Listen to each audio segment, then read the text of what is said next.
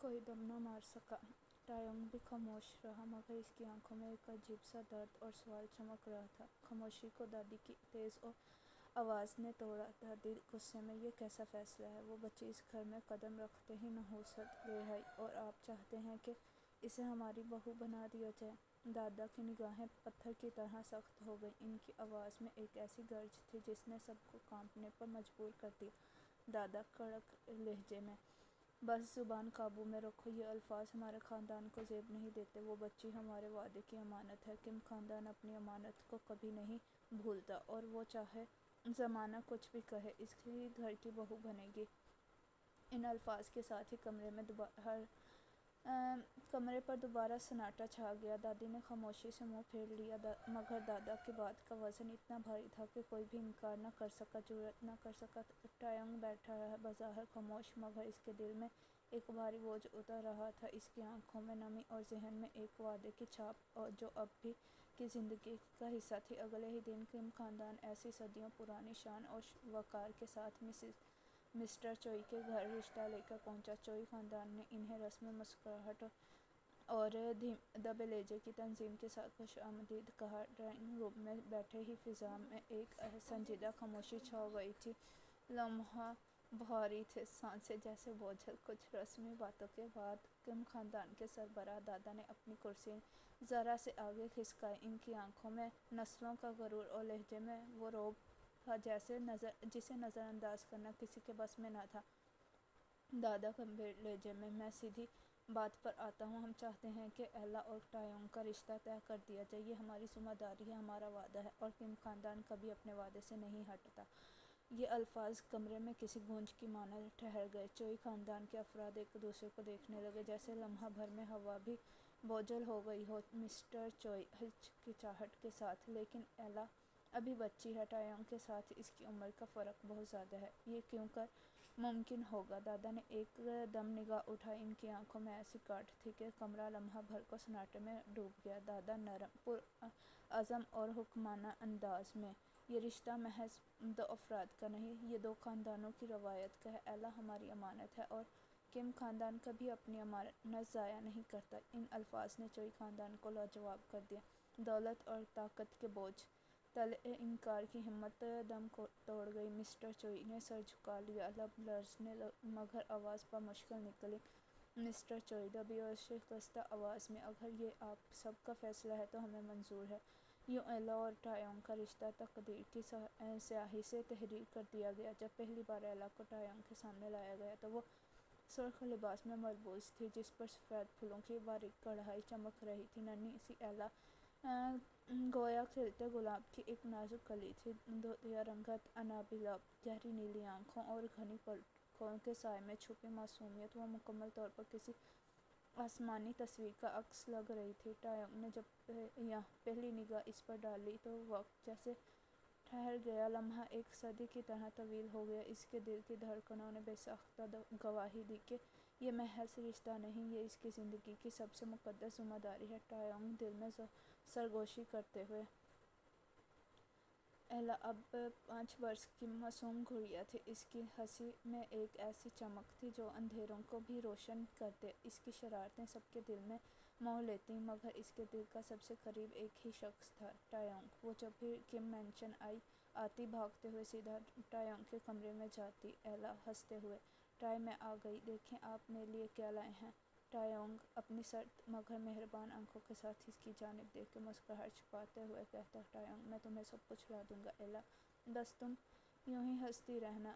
یہی ہنسی اس کی جان تھی۔ کبھی اگر ایلا کو ہلکی سی کھانسی بھی آ جاتی تو ٹایونگ کا دل کانپ اٹھتا۔ ٹایونگ گھبرا کر اس کی پریشانی چھوتے ہوئے، ایلا تم ٹھیک ہو نا؟ کہیں تکلیف تو نہیں؟ ایلا مسکراتے ہوئے، ٹائی میں بالکل ٹھیک ہوں، بس تھوڑی سی خراش۔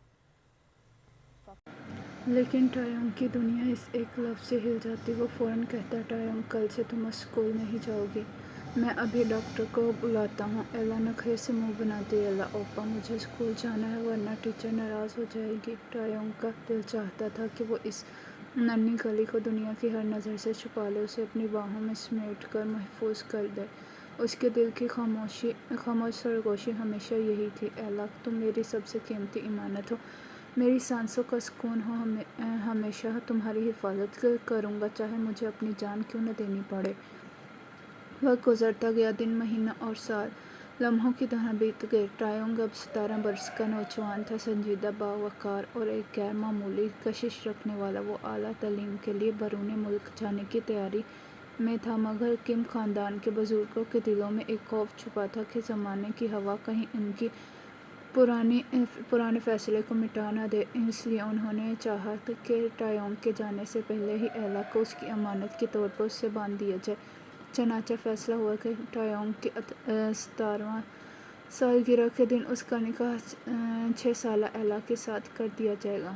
نکاح کا دن کم حویلی میں سفید پھولوں کی خوشبو رچی ہوئی تھی، قرآن کی آیات تلاوت اور بزرگوں کی دعائیں فضا کو تقدس بخش رہی تھیں۔ ایلا سرخ فراک اور ننھے کچروں کے ساتھ گڑیا کی طرح سجائی گئی تھی، اس کے معصوم آنکھوں میں حیرت تھی، ہاتھ کانپ رہے تھے۔ وہ نہیں جانتی تھی کہ آج کے دن اس کے نصیب میں ایک ایسا رشتہ لکھا جا رہا ہے جس کی حقیقت شاید برسوں بعد کھلے گی۔ ٹایونگ سفید شلوار قمیض میں جانا اور سادہ لگ رہا تھا، اس کے چہرے پر پرسکون تھا، مگر دل میں ایک بھاری ذمہ داری کا احساس۔ قاضی صاحب نے نکاح کے الفاظ دہرائے تو ایلا نے بس کھیل کھیل میں قبول ہے کہا، مگر ٹایونگ کے لیے وہ لمحہ ایک مقدس عہد میں بدل گیا۔ ٹایونگ دل میں، ایلا، آج سے تم میری دعا، میری ذمہ داری اور میری امانت ہو۔ میں وعدہ کرتا ہوں کہ تمہاری ہر خوشی میری زندگی کا مقصد ہوگی۔ نکاح کے بعد سب نے مبارکباد دی، دعائیں دیں۔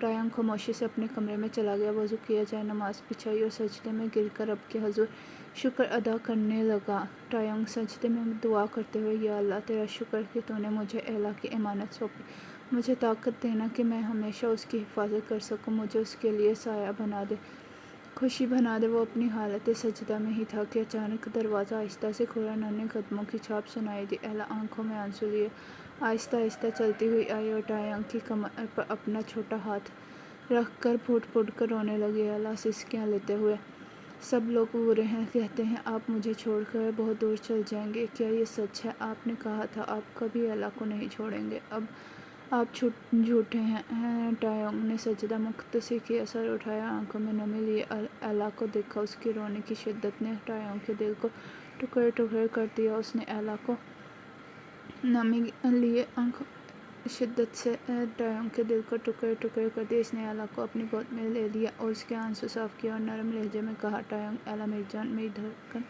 میں تمہیں چھوڑنے نہیں جا رہا، میں پڑھنے جا رہا ہوں، مگر چھوڑنے کے لیے نہیں، میں تو تمہارے خواب پورے کرنے جا رہا ہوں تاکہ کل جب تم بڑی ہو جاؤ تو تمہیں آسائش دوں۔ ایلا اس کی شرط کو پکڑے رہی، ہچکیوں کے بیچ بولی، ایلا مجھے کچھ نہیں چاہیے، نہ کھلونے نہ کپڑے، مجھے بس آپ چاہیے، آپ کہیں نہ جائیں۔